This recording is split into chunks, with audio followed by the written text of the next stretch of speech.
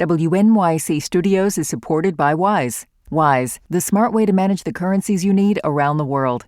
With the Wise account, you can send, spend, and receive in up to 40 currencies with only a few simple taps. Be smart. Get Wise. Download the Wise app today. Terms and conditions apply.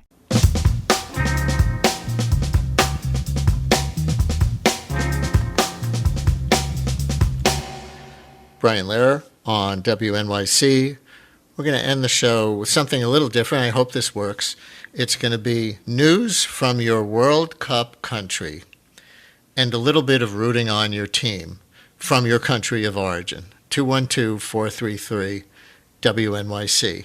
One piece of news from your World Cup country and a little bit of rooting on your team is welcome here. 212-433-WNYC. Obviously, we're inviting listeners who come originally from anywhere on earth where there's a World Cup team competing in North America right now.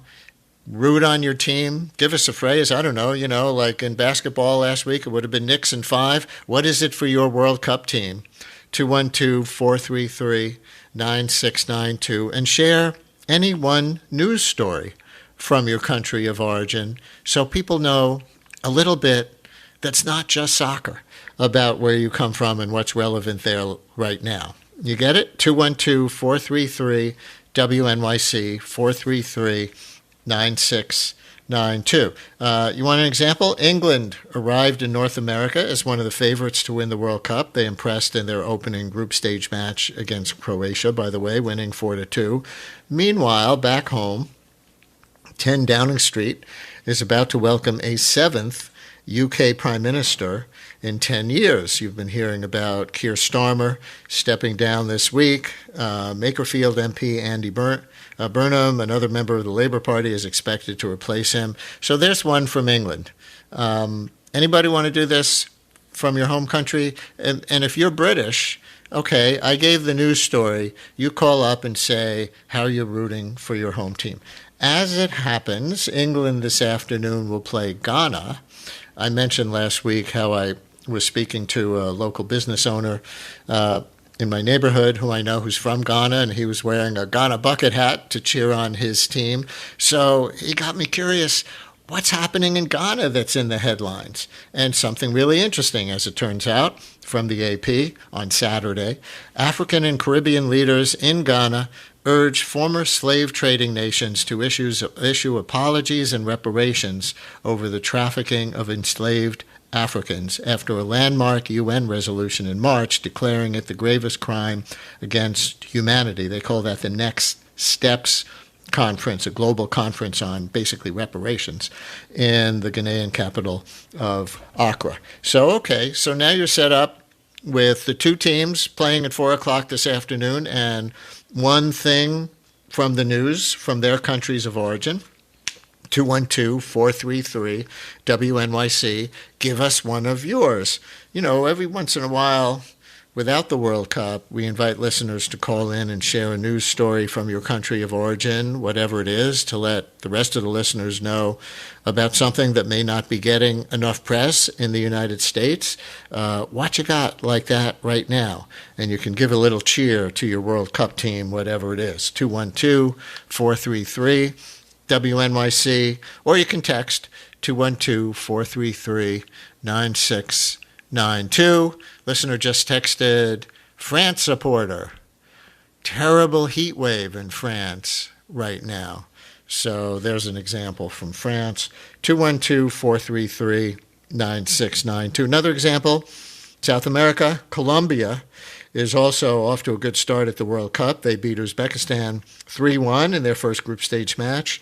Luis Diaz, Colombia's in-form player on the left wing, which is not a political commentary, scored a goal and provided an assist. His country, though, has just elected a right wing, and this is a commentary, Trump-backed populist, yet another moment in South America's recent ongoing rightward shift. 212-433-WNYC. And of course, the World Cup is a big news story in and of itself. in some ways. Bosnia and Herzegovina are winless in the group stage so far. They could still advance to the knockout rounds. One way in which that country has already won the World Cup, though, you might say, is that they've given us one of the songs of the tournament. It goes like this. I'm from Bosnia, take me to America. I really want to see Statue of Liberty. I can no longer wait, take me to United States. Take me to Golden Gate, I will assimilate. Little English sprinkled in there. Dubiosa Collective's I Am From Bosnia, Take Me to America, which was originally released in 2011 and then re-released this year with a World Cup-themed music video. It's an earworm, isn't it? So let your examples fly from the news of your World Cup country and cheer on your World Cup team. 212-433 WNYC. Call or text 212-433-9692. We'll see what you bring right after this.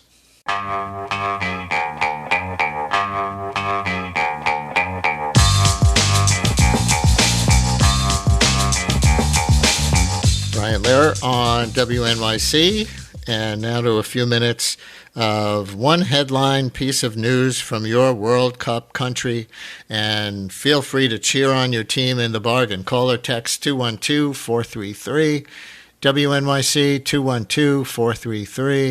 212-433-9692. Here's one that just cheers on the country and names the rival. It says, "Go Argentina, Vamos Colombia." Another one says South Korea's media were caught speaking ill of one of their star players, Son Heung-min, and so the team have boycotted giving any interviews to the Korean media.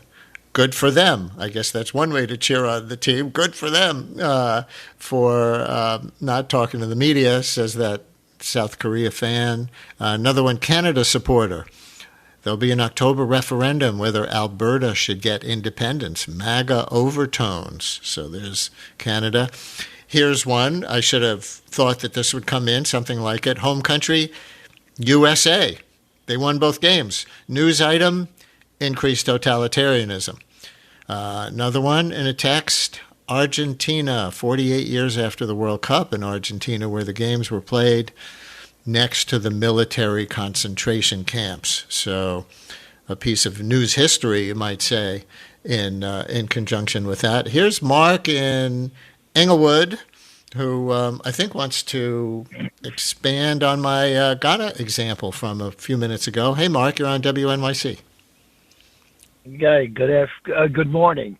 Yes, I have very close friends who are almost like family from Ghana, so I'm hoping Ghana does well because they're very, very excited. And I wanted to comment on the fact that I happen to be for reparations, however that could be done successfully. But I think that the African countries that actually enslaved their own people, then sold them to the Europeans, should also participate in some fashion, at least take responsibility for what happened during that period. Of course, if there were no buyers, there would have been any sales, but the fact is they took them as slaves quite before we bought them. Mark, thank you very much. All right, throwing a controversy into that one. I would say we should probably do a separate segment on that reparations conference that took place in Ghana over the weekend, or it was really last Friday. So we will do that at some point. Let's go to Larry, calling from Brussels, Belgium. Larry, you're on WNYC. Hello from New York. Well, hi, Brian. Hello from Brussels, second-time caller.